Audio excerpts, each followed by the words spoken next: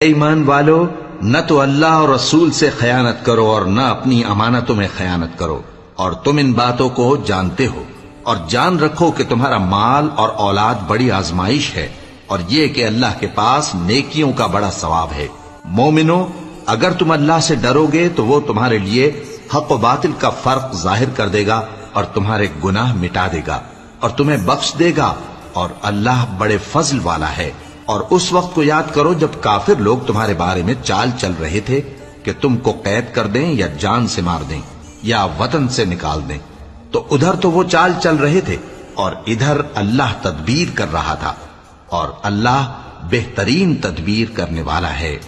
اور جب ان کو ہماری آیتیں پڑھ کر سنائی جاتی ہیں تو کہتے ہیں یہ کلام ہم نے سن لیا ہے، اگر ہم چاہیں تو اسی طرح کا کلام ہم بھی کہہ دیں، اور یہ ہے ہی کیا، صرف اگلے لوگوں کی حکایتیں ہیں۔ اور جب انہوں نے کہا کہ اے اللہ، اگر یہ قرآن تیری طرف سے برحق ہے تو ہم پر آسمان سے پتھر برسا یا کوئی اور تکلیف دینے والا عذاب بھیج دے،